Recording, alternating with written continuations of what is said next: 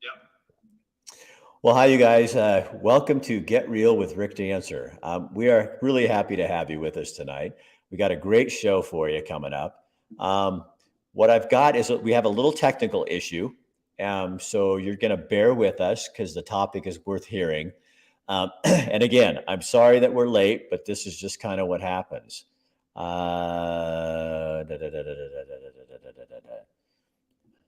Let me see what that is all about. Save changes. Okay, we should be good. Are you good? Yeah, we're having some trouble on that end. Okay, well, we got it going.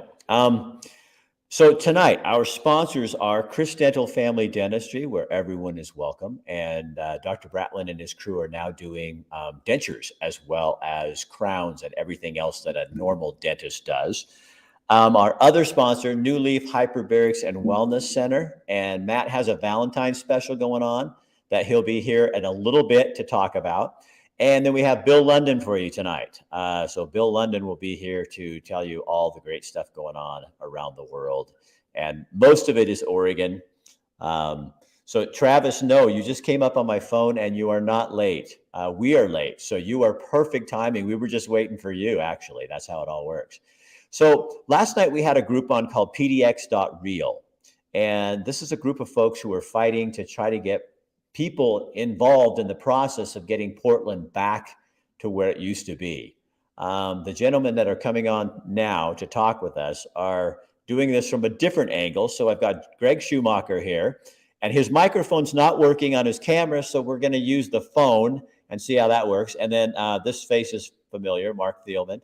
Ran for governor or on the Republican ticket, well, at least in the primary, but Oregonians weren't smart enough to pick somebody other than Tina Kotek. I can say that. Mark, welcome. You're driving from Oregon into Napa. Your microphone just went off. Is that where you are? Yep, we're heading in. Sorry, the background noise will go away very shortly. We're almost there, but working for a living. It's not that bad. So, Greg, tell folks who you are, Greg. Sure. So, thanks for having us on the show too. So, my name is Greg Schumacher, and many of you might know of Schumacher Furs USA, which is one of the oldest companies in downtown Portland, and we're the company that got terrorized and protested by extremist groups back here 2005 through 2007, which was quite newsworthy, and many of you might have followed that. What I'm doing right now is I have started a company that I've been working on ever since the riots began in Portland and the state of Oregon, and also throughout the United States. About 2 years ago, I started a company that's called Restore Law and Order. The website is restorelawandorder.com. And Restore Law and Order is basically, I feel, after the experience that I went through at Schumacher's, and I'll talk about that just a little bit. So our company, we're obviously in the fur and leather business, and we were international. We're selling furs and leather coats to department stores all throughout the U.S., from Neiman Marcus to Nordstrom, Saks Fifth Avenue, etc. In year 2005, we started getting attacked by extremist groups and for selling fur, and also just anarchists. They're basically protesters and terrorists. And the problem that we had is that as illegal acts were happening, which we gathered over 520 hours of just illegal acts on audio and video, as these acts were occurring, we constantly reached out to law enforcement and the government officials, and they would do nothing, like zero for 2 years. We're talking about Mayor Potter back then. We're talking about the city council. We're talking about the DA. We even went to the governor, and we actually went to President Bush at that time. We were talking, 17 years ago. We could not get anyone to enforce the law. The end result of this was in year 2007, we closed our business not because of lack of business, meaning retail activity, etc., but we no longer could get insurance because the terrorists organizations attacked us to the point where no insurance company would insure us any place in the world. So Greg, this was before. I mean, this is years ago. We're talking year 2005 through 2007. So for 2 years, the whole point, the reason I'm telling you this story is because what happened to Schumacher, okay, for 2 years is exactly what's happened now in Portland and the state of Oregon and throughout other areas in the United States. And I was one of the first people, or probably one of the only people to experience this. And they targeted my store. Now they targeted all the businesses in Portland and the metro area. The problem that we have is that no one is doing anything about it.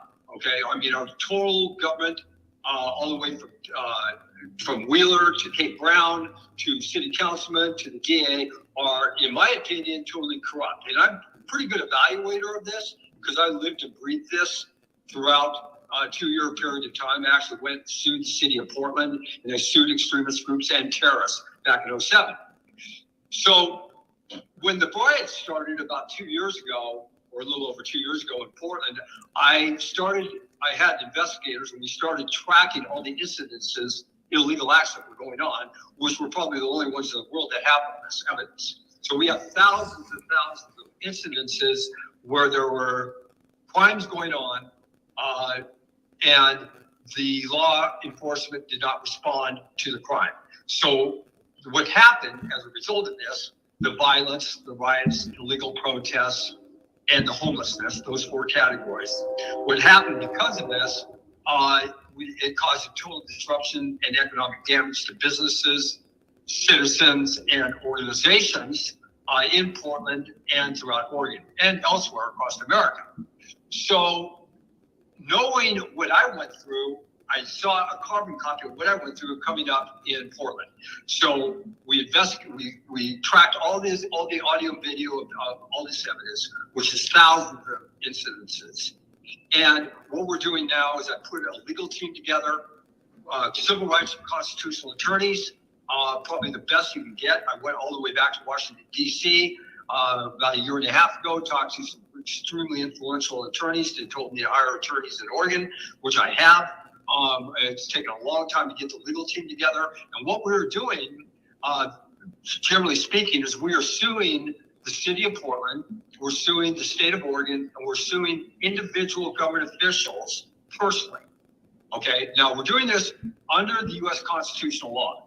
Okay, so the problem with Portland and Oregon is no one's coming up with a solution because they're trying to negotiate this out with government officials that don't care and also are basically giving lip service and saying they're going to do something about it, which of course they haven't. Of course, we can prove that because they haven't done it for the last 2.5 years. So, Mark, how are you involved with this? Well, as you know, I started Battleground Oregon after the election, and I just never quit. I didn't know. I guess when you lose an election, you're supposed to go away and hide that memo. So I started with the school choice stuff. I had my platform. I had over 30,000 votes, so I had a lot of support, and I just rolled that right into election integrity work and started BattlegroundOregon.org, and it was designed to be a coordinating hub. And my forte is court of public opinion. That's where I thrive. And this is how Greg and I connected, because I worked with some attorneys myself, a mutual attorney that Greg talked to, Stephen Jonkus.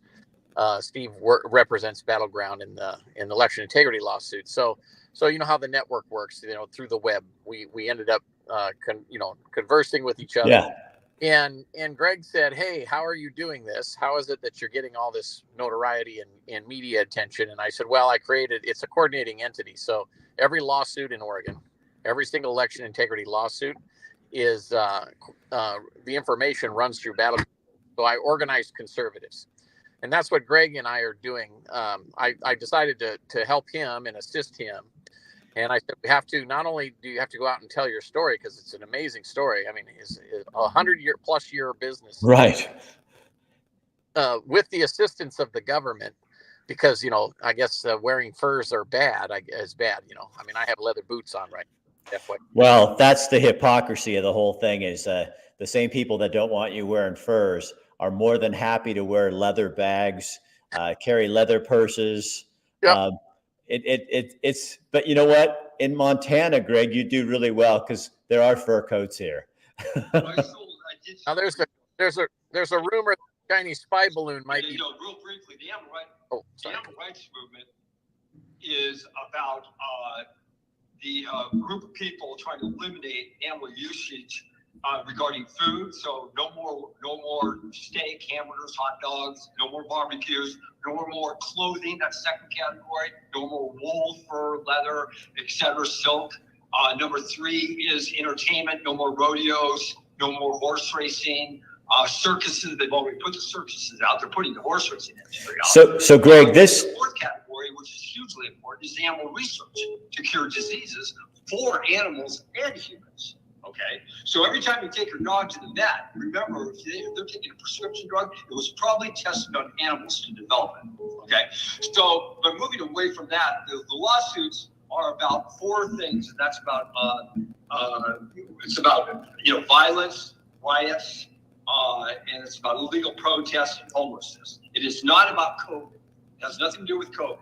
And what we're doing is we are working to get the economic damage that was caused to businesses, meaning the economic damage is in a couple categories, which first one would be devaluation of property values. In other words, if you own property in Portland or Oregon or where this activity was going on, I can pretty much guarantee you that your property is not worth now what it was prior to the riots 3 years ago, 4 years ago.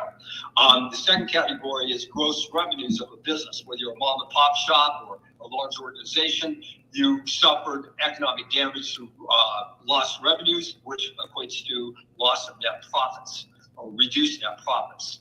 The other category is physical damage to the building, where insurance didn't cover. And then the fourth category is where there's no more tourism in Portland because no one wants to come here. Right. There's no more conventions. The hotels, the restaurants, and everyone else is suffering. So the lack of tourism in the future. And all this damage could have been avoided, okay, if the government officials enforced the laws at the very beginning when all this illegal activity was going on. And even today, which is not in the news very much, but we track this every day. There's crime going on all over Portland every day. Nothing has changed. And I feel that this is the only solution to it. I feel that we have to change the government officials, and I feel that if we can retrieve economic damage for businesses, and of course the other big one is we're going to make this a national public discussion, okay? Which means we're going to market all the information we have about the government officials. We're going to market it nationally, and basically that's going to set a precedence for any government officials in the future that want to carry on lawlessness to even run for office, okay? Because the results of what's going to happen to these government officials will be the same results that will happen to them if they carry on this unconstitutional behavior. So there's 2 aspects of this. Economic damage to set a precedence to finally change, get people in government that are going to enforce the law, protect people's rights and businesses' rights. Okay, I mean, this is absolutely shameful that's going on in Portland. This is absolutely a joke. Okay, We're the joke of the world. Portland is. Right. Okay, I don't. International business, and it's unbelievable what the government has done. Now, it's not Antifa. It's not Black Lives Matter. Of course, they're part of the problem. The main problem is government officials not enforcing the law. Okay, so Mark, tell me. How likely is this to happen? Because I think people hear it, especially people who are supportive of what Greg and you are doing. But I mean, look what we see. We never see anything change. And I think people are, they're probably, another lawsuit. And so how does this work? Well, this is a little bit of why I'm working with Greg and part of restoring law and order. So what I showed with election integrity work is that you can beat the government at its own game. And that's what I did. I wrote a very good case, but it was very general and very few details.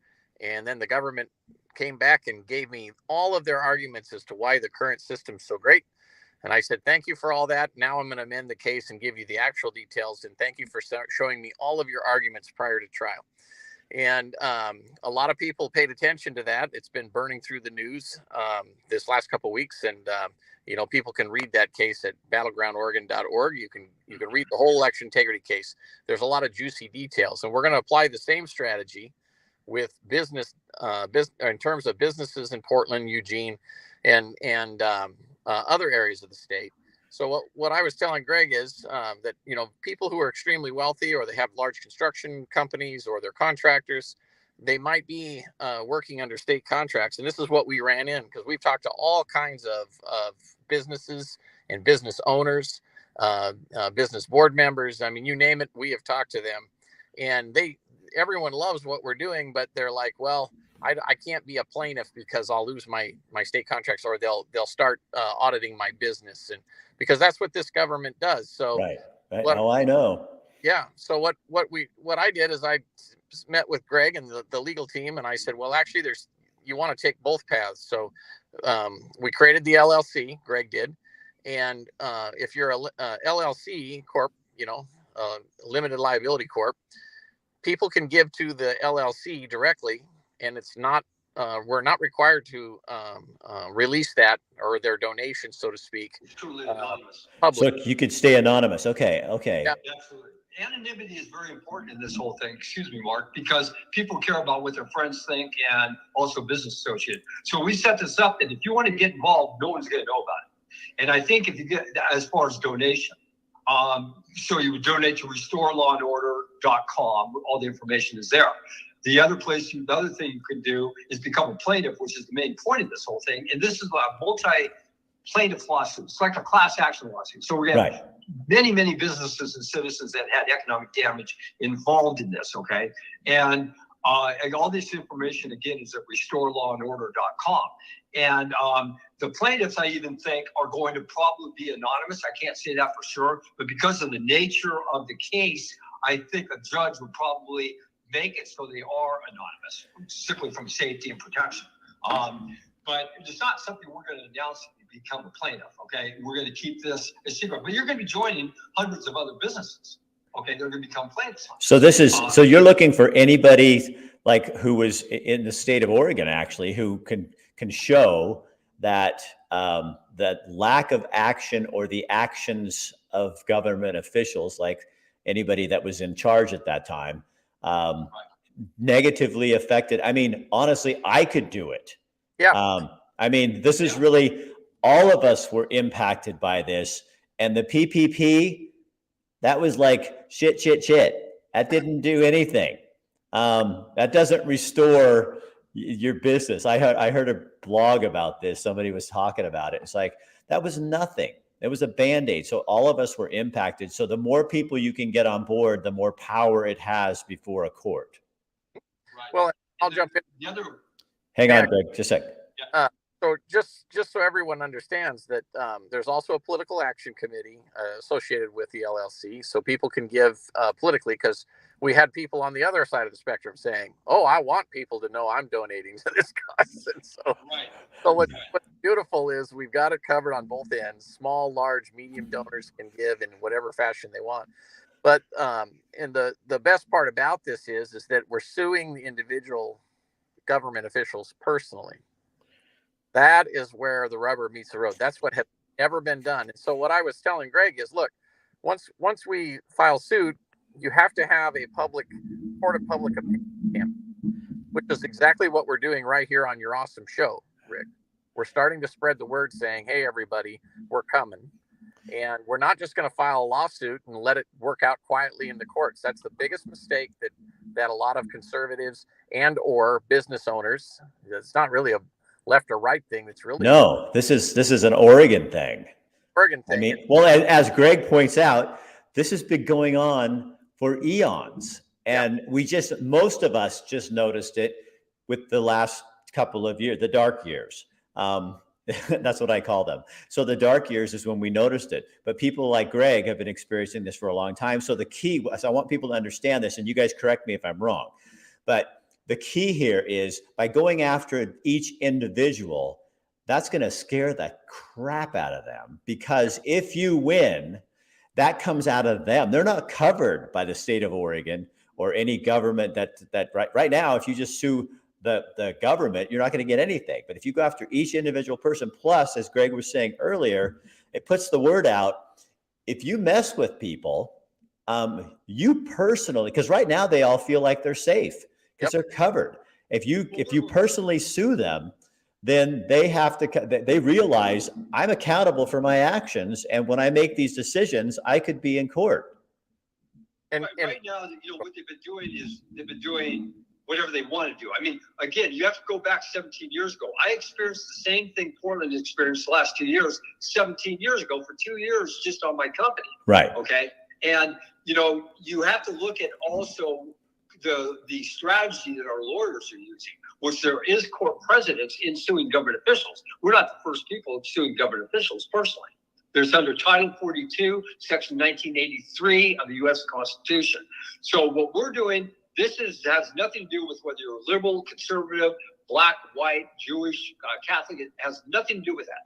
It has only to do with the Constitution, U.S. Constitution, and the state Constitution, and laws being violated by the government officials in the city of Portland and the state of Oregon. And if we win, just so you know, this economic damage that's going to come back to the businesses is not going to be taken from the taxpayer. It's going to be the insurance companies of the city that's going to be paying this. So if you're thinking, well, if these guys win, it's going to come out of my taxes, that's not true. It won't. So I just wanted to mention that. Okay. And Danny, I see your comment on here. We have someone commenting. Greg can't turn up his gain because we're doing this through the phone. So it's not working on his phone correctly. As you can see, the mic's off. So I am literally holding the phone and a phone call up here. So we're getting this out as best we can. This is what you call winging it in a prayer. Mark, final comment on how people can get involved and what they can do. Well, they can go to restorelawandorder.com and check out the website. Donating is appreciated. If you want to be a plaintiff, you can email. There's an email there, and tell us your story. And because we're collecting stories right now, and we're looking forward to putting them all together and getting ready to file suit. We do need plaintiffs. If you lost your business and you don't have a pot to pee in, don't worry. That's why we're raising money. So the goal is that Restore Law and Order will subsidize the lawsuit for business owners who don't have the means to take on big government.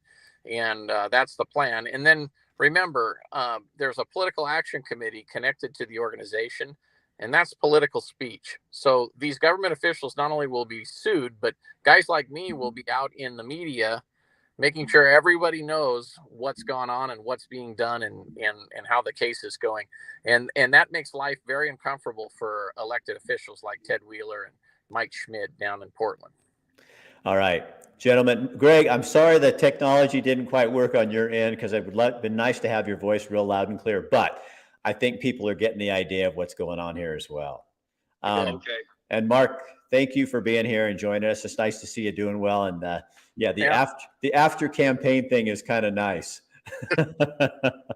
All right. We'll talk to you guys later. All right. Thank you very much. See ya. All right, you guys. So there you go. There are people doing things out there about this. So, I hear all the time people saying, nobody's doing anything. Nobody's doing anything, but they are doing stuff. And we're also having technical issues on my website. It's not going on the website, but I'll get that posted on there tomorrow so you can see it. I got a couple of things to bring up to you. I'm just going to go right back to the news here. Bill London is going to join us now with news. And unfortunately, you're going to just be cringing because this first story is the good old Eugene City Council, and they don't understand that we're in an energy crisis. So, hey, why not ban natural gas? Bill, tell us all about that very sad and out of touch story. Radio 1120 AM and 93.7 FM KPNW studios. I'm Bill London. This look at the news is brought to you by none other than Chris Dental and Dr. Michael Bratland, my dentist. Is he any good? Well, I still have all my teeth, so thumbs up, Dr. Bratland. All right. Our first story, and I'm going to do this one kind of off the cuff. Many of you who live here in this part of the area where I'm at know that on Monday night, the Eugene City Council voted to ban new natural gas infrastructure in the city of Eugene for what they call low-rise residential construction. That would be like, say, apartment complexes 3 stories and under, biplexes, quadruplexes, multiplexes, single dwelling units, and so on. And this is something that actually is starting to be a thing across the nation, banning natural gas because, well, if we're using natural gas to heat our water and heat our homes cheaper, well, it's going to melt the polar ice caps, and before you know it, you're going to have polar bears wandering around in Arizona eating children. So it was now made official, codified by ordinance, that in 30 days, you won't be able to build any new residential structures in Eugene under 3 stories that can be plumbed for natural gas. And this is something that's going on around the nation. Seattle's considering it. About 100 other cities have either considered it around the United States or are considering. But I bring up Eugene for an interesting reason. And that is, going back 10 years ago, the Eugene City Council literally tore down their old city hall. And to this day, they have not moved into a new permanent city hall. And there's a reason why the old city hall was torn down. They were heating that building with steam, and the steam was being made with natural gas, and it was being provided by a local utility. Well, that utility stopped offering that particular service. So they didn't have steam heat provided by natural gas. And the reason they decided to tear down the city hall, because it was too expensive to retrofit with electric heat and to essentially pay for it. Just thought you'd like to know. Well, this is a fun little scandal in Oregon. Apparently, a thirst for rare bottles of bourbon could cost the interim executive director and other top officials of Oregon's liquor and marijuana regulating agency their jobs. Now, in Oregon, the OLCC decides what boozes will be in liquor stores throughout the state. Well, an internal investigation by the Oregon Liquor and Cannabis Commission concluded that the executive director, Steve Marks, and 5 other top agency officials were actually diverting rare and sought-after bourbons, including Pappy Van Winkle's 23-year-old whiskey, for their own personal use and the use of yet unnamed members of the Oregon legislature. Now, even though the legislators were paying for the whiskey, of course, they were paying wholesale for it, for this whiskey that can, if you go out and try to get it on the market, cost you thousands of dollars a bottle, which they were paying a couple of $100 for. And they were using essentially their knowledge of when this rare booze was going to be coming in and their connections to obtain them and consequently deprive members of the public of the spendy booze. As a matter of fact, in one of the cases, a member of the Oregon Liquor Control Commission got a bottle of this 23-year-old Pappy Van Winkle whiskey that he gave to his daughter so his daughter could give it to her boss.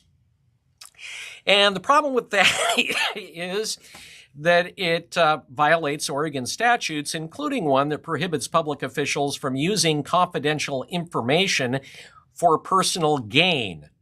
Now, Oregon Governor Tina Kotek, for her part, is, well, wanting their heads and wants them fired. And she's asking for the agency, the Board of Commissioners for the OLCC, to do just exactly that.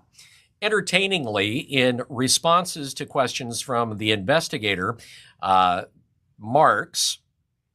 Director Steve Marks, denied that he had violated Oregon ethics laws and state policy, but acknowledged he had received preferential treatment in obtaining the whiskey as a commission employee. No, I didn't do anything wrong. Yeah, I did, but I really didn't. It's the Oregon way. Now, Governor Kotek is asking the Attorney General to conduct an investigation into the extent of wrongdoing. Kind of fun. And it's nice to know that our legislators are just using their, buddies over at the OLCC that they happen to oversee and that they happen to budget to make sure that they get themselves a nice bottle of whiskey. So while you're drinking whiskey out of a plastic bottle, our legislators and, of course, our state leaders and those running state agencies are enjoying time in their dachaus and enjoying a $200 glass of whiskey. So the fight over ballot measure 114, which would force the most draconian gun laws in the nation on Oregon citizens, is just getting started in the courts. Now, today, the Oregon Supreme Court announced that they are denying the state attorney general's petition to reverse a Harney County judge's order that so far has blocked gun control measure 114 from taking effect. The Supreme Court declined to intervene and said this has no bearing on the parties, their respective positions, or the merits of the matter, and it does not prevent future challenges. But, of course, that's in a state court. In federal court, you've got kind of a different thing that is going on. Now, in ballot measure 14, one of the things is that part of the measure actually enlisted the FBI to conduct federal background checks so people could acquire a permit to purchase a gun and then go through another background check to get the gun. Well, what's interesting, the Oregon State Police submitted written documents in one of the federal lawsuits that's pending challenging the measure, and the document states, and I'm going to quote it directly, "The FBI will not perform fingerprint-based background checks for permit applicants based on their determination that ballot measure 114 does not meet the requirements of Public Law 92-544. So that law passed in 1972, and it empowers the FBI to make their own determinations regarding background checks for non-criminal matters, the standards of which are, among other things, the authorization must exist as the result of legislative enactment or a functional equivalent. In other words, you don't get to do that. You don't get to pass a particular measure, a petition measure, and that just tells us, the FBI, oh yeah, by the way, you're going to be doing the background checks. It would be something that would have to be done in Congress. And it makes you wonder, the people that wrote that bill, did they even consult an attorney about anything in that particular measure? By the way, there's still now 5 pending federal court cases in regards to ballot measure 114. Well, this is good news if you have a small business.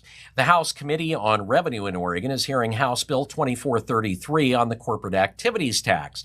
And as it's currently written, it would raise the exemption bottom limit from $1 million to $5 million. Now, the CAT tax, which is a corporate activities tax, has been pretty injurious to businesses as it taxes revenue, not profit, which means it taxes businesses even when they're not making actual profits, like in a recession or when the governor decides to shut down the entire economy because of coronavirus, if you get my drift. So it was designed so that politicians could still get their tax revenue to spend it wherever they want to, even when times are at their worst and businesses are folding. House Bill 2433 would exempt more small businesses near the bottom threshold. Oregon lawmakers are also weighing a bill to officially repeal the residency requirement for patients to seek physician-assisted suicide in Oregon, opening the door to suicide tourism. House Bill 2279, which was requested by now former Democratic Governor Kate Brown, and it was an ask by Brown, the result of a settlement that she made claiming the residency requirement violated the Constitution's guarantee of equal treatment. As part of that settlement, that the governor made, state agencies agreed they just wouldn't enforce the residency requirement in the Death with Dignity Act. Well, the bill would codify that particular change. So yeah, suicide tourism. Oregon, it's a great place to die.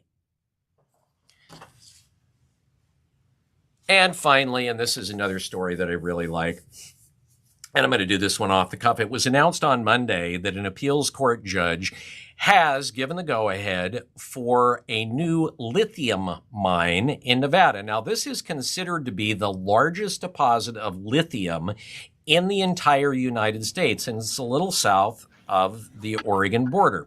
And this has been burbling in the courts for a while. There is a company that wants to mine said lithium, and those lithium mines and mining it were, of course, being fought by environmentalist groups saying, no, you can't mine that. That'll be bad for the environment. Now, those environmental groups and environmentalists are the same ones that want you to drive an electric vehicle that stores electricity in lithium batteries. Just thought you'd like to know. Again, this Look at the News brought to you by Dr. Michael Bratland and Chris Dental. Go in there. Let him do stuff to your mouth. All right, get real, Rick. Thanks, Bill. I love Bill because he's not afraid. And that's the stuff, the hypocrisy of some of this stuff. It's like they don't want to mine coal, but they don't realize that coal makes the electricity for a good portion of the country and the world, actually. They don't want people mining, but mining is what gives them palladium and lithium and all these things. So it's like, I think we have a generation of environmental community people who are not doing their education. They're not getting educated on where this shit comes from. And so then they go out, and it would be really funny if we just let them, I would never want this, but just let them go because what they'd end up doing is screwing themselves. But the problem is they own the message, but that's about to change because we're going to open our mouths even more. So Valentine's Day, just around the corner. Matt McCarl, one of our sponsors with New Leaf Hyperbarics and Wellness Center, he and I chatted a little bit the other day about what his Valentine's special is coming up. And gentlemen and women, you can do this for your husbands too, or your partner, whatever your choice is. You can do this, but check this out. Matt has some great stuff available here. Hey, Matt McCarl from New Leaf Hyperbarics and Wellness. How are you? I'm great. How are you, Rick? I'm good. So Valentine's Day is coming up, and all of us I'm going to be very sexist here. We're going to go out, try to do the flowers, try to do the chocolate, when everything I'm hearing is experiential. People want experiences. They want something they can remember. And what you do kind of provides that. Absolutely. Not only that, but if you are getting something from us for Valentine's Day, it's not just an experience, it's bettering your health.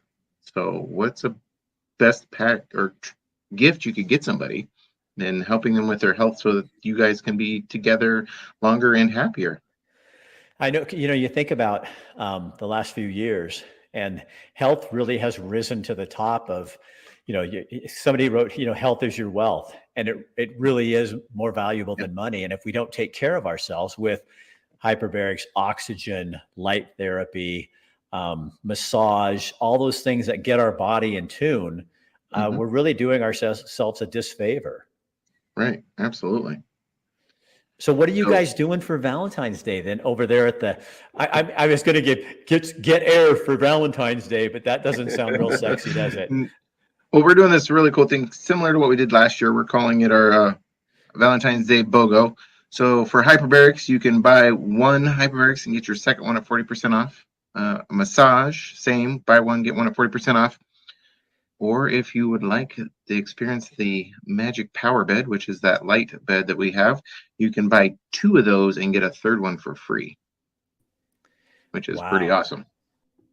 So if you guys want to work on that deal and get in on that, you just call Matt over at New Leaf Hyperbarics and Wellness Center, or just go online. Just put in New Leaf Hyperbarics in Eugene, and it'll pop up, and you can find out all you need to know.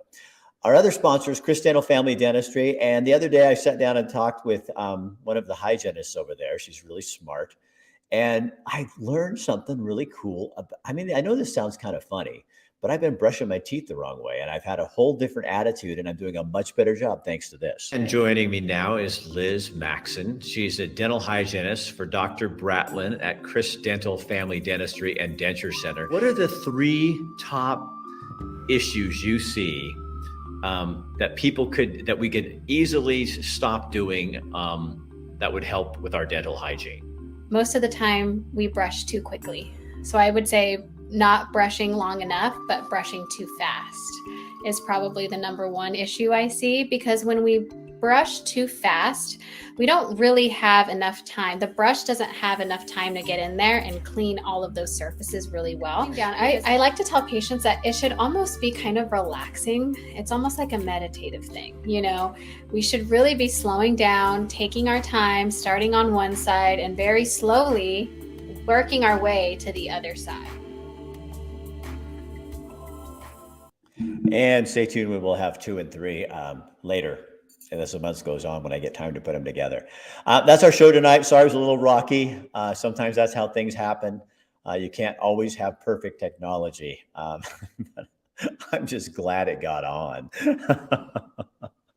And you guys, another thing is tell your friends if they are like fans of our show that we're, for the next few weeks, we're going to be here on LinkedIn, on YouTube, on Twitter, and on my website, rickdancer.com, because it will be shared on Facebook, but Facebook's being kind of dipshits. And so we got punished for a meme. And so we are waiting till after March 5th to be able to broadcast live over there again. But it's a good thing. We're learning things about how we can do it without them. They may be sorry, but take all you with me. All right, this is my Friday, so have a good weekend. Kathy and I are going up to the Ride to the Sky. It's a training for the Iditarod. It's a qualifier for the Iditarod race, so it's dog mushing, and I'll be taking some video, and there's no signal up there where it's happening, but I'll be taking some video, bringing it back, and showing you stuff on Monday. So be sure to tune in next week, too. We got a full lineup of shows. Controversy, good stuff, interesting people, everything that makes life worth living. All right. Share this on your page when it gets on Facebook or, with here on LinkedIn and all those kind of things. It really helps us. All right. See you later. Thanks for being here. Really.